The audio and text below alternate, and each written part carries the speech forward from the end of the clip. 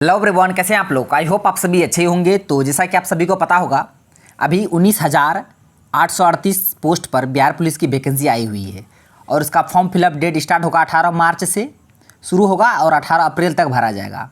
तो आप लोग सभी फॉर्म को फिलअप कर दीजिएगा। तो बिहार पुलिस एग्जाम से संबंधित PYQs जितने भी प्रश्न पूछे गए थे, हम उन सभी प्रश्नों को डे बाय डे आप लोग को बताएंगे प्रैक्टिस सेट के साथ। तो आप लोग वीडियो के अंत तक बने रहना है। आप लोग को पता चलेगा कि इस PYQ सीरीज में कि प्रश्न का लेवल कैसा पूछा जाता है बिहार पुलिस के एग्जाम में और कहाँ से प्रश्न पूछे जाते हैं। तो चलिए शुरू करते हैं आज के सेशन। पहला प्रश्न है, लोकसभा अध्यक्ष अपना त्यागपत्र किसे प्रस्तुत करता है। ये प्रश्न पॉलिटी से संबंधित है, यानी कि लोकसभा जो अध्यक्ष होता है अपना त्यागपत्र किसे प्रस्तुत करता है, किसे सौंपता है। बता दें, वर्तमान में लोकसभा अध्यक्ष ओम बिरला जी हैं। ओम बिरला 18वीं लोकसभा किस नंबर की है, तो 18वीं लोकसभा के अध्यक्ष है ओम बिरला। ठीक है, आप इसे याद रखिएगा। और अध्यक्ष त्यागपत्र किसे देगा, तो उपाध्यक्ष को। लोकसभा अध्यक्ष अपना त्यागपत्र किसे सौंपेगा, उपाध्यक्ष को। ऑप्शन में दिया राष्ट्रपति नहीं होगा, प्रधानमंत्री नहीं होगा, मुख्य न्यायाधीश नहीं होगा। तो ऑप्शन सी इसका करेक्ट आंसर हो जाएगा, लोकसभा उपाध्यक्ष। याद रखिएगा, लोकसभा अध्यक्ष किसे अपना त्यागपत्र सौंपेगा, लोकसभा उपाध्यक्ष को। वर्तमान में लोकसभा अध्यक्ष कौन है, ओम बिरला जी लोकसभा के अध्यक्ष हैं, 18वीं लोकसभा के अध्यक्ष। इसे भी आप ध्यान में रखिएगा। इससे पहले 17वीं लोकसभा के अध्यक्ष भी कौन थे, ओम बिरला जी। दोनों बातों को आपको ध्यान में रखना है। यहाँ से आप 2-3 प्रश्न बताएंगे आर्टिकल से संबंधित, आप उसे भी ध्यान में रखिएगा। आर्टिकल 79, आर्टिकल 80, आर्टिकल 81, तीनों को याद रखिएगा। 79 में है संसद की चर्चा, 80 में है राज्यसभा की चर्चा, 81 में है लोकसभा की चर्चा। तीनों आर्टिकल को ध्यान में रखना है। ठीक है, आर्टिकल 79 में संसद, 80 में राज्यसभा, 81 में लोकसभा, तीनों को ध्यान में रखना है। अब बढ़ते हैं अगले प्रश्न की ओर। जितना भी एक्स्ट्रा फैक्ट होगा प्रश्न से रिलेटेड हम सबको बताएंगे। प्रश्न, एक अधातु जो कमरे के तापमान पर द्रव अवस्था में पाई जाती है। अधातु की बात कर रहा है, किसका बात कर रहा है, अधातु का, नॉन मेटल का। देखिए, एक धातु है, एक अधातु है। पूछेगा कमरे के तापमान पर द्रव अवस्था में पाई जाती है। धातु पूछेगा तो पारा, अधातु पूछेगा तो ब्रोमीन। दोनों को आपको ध्यान में रखना है। प्रश्न पूछेगा कमरे के तापमान पर कौन सा धातु द्रव अवस्था में पाया जाता है, कौन सा अवस्था में, द्रव अवस्था में, पारा। धातु पूछेगा तो पारा, लेकिन अधातु पूछेगा तो ब्रोमीन हो जाएगा। तो प्रश्न में अधातु पूछा है, तो इसका जो आंसर होगा ऑप्शन बी हो जाएगा, ब्रोमीन। तो अधातु जो कमरे के तापमान पर द्रव अवस्था में पाया जाता है, ब्रोमीन, धातु पारा। दोनों को ध्यान में रखना है। पारा का सिंबल है Hg, हाइड्रोजन Hg। तो पारा का सिंबल Hg है, ब्रोमीन का Br, क्लोरीन का Cl और सोडियम का Na। प्रश्न है, कुनो राष्ट्रीय उद्यान, कुनो नेशनल पार्क किस राज्य में है। तो याद रखिएगा, माधव, बांधवगढ़, कुनो, पेंच, पन्ना, सतपुड़ा, ये सभी नेशनल पार्क किस राज्य में है, तो MP में है। किस राज्य में है, MP यानी कि मध्य प्रदेश में है। तो ऑप्शन ए इसका करेक्ट आंसर हो जाएगा। तो कुनो नेशनल पार्क कहाँ पे है, मध्य प्रदेश में है।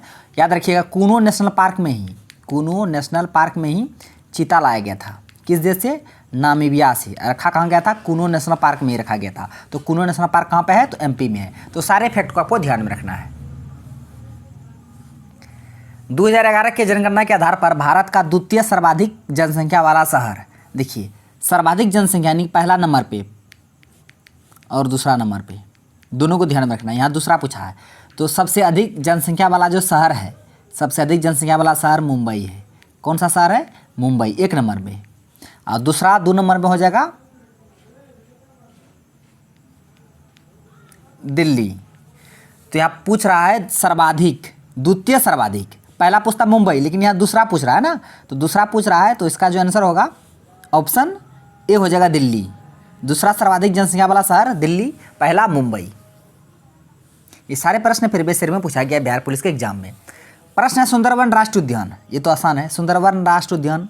उसके बाद बुक्सा, बुक्सा टाइगर रिजर्व, सुंदरवन हो जाएगा।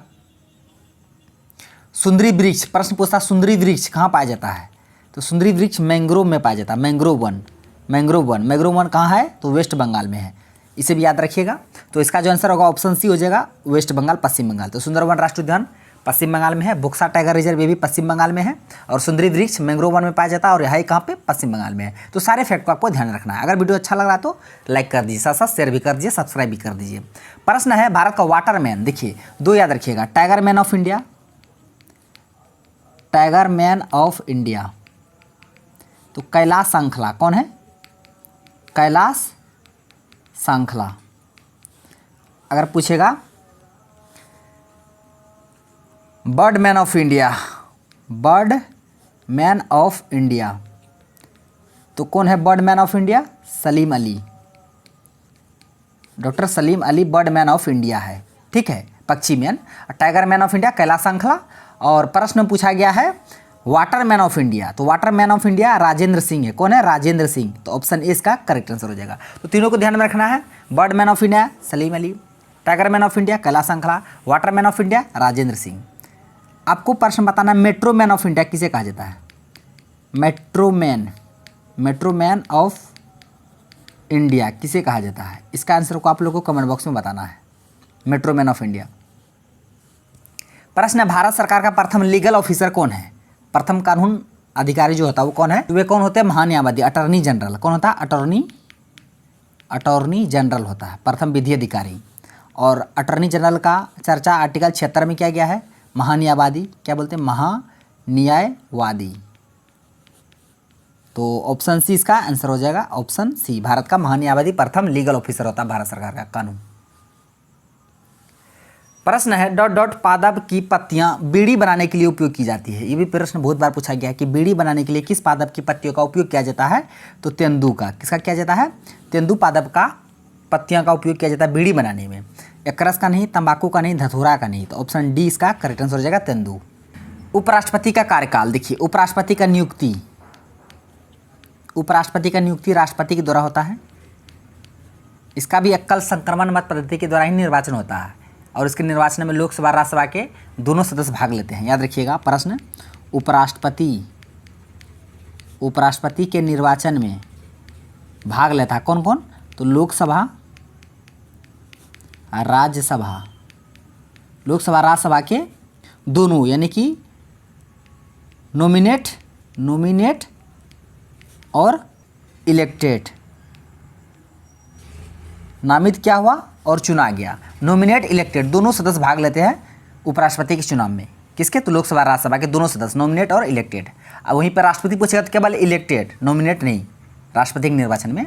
तो इसका कार्यकाल पूछ रहा है तो ऑप्शन डी इसका आंसर हो जाएगा, 5 वर्ष। उपराष्ट्रपति का कार्यकाल 5 वर्ष। प्रश्न है संपीड़ित प्राकृतिक गैस में कौन सी गैस होती है।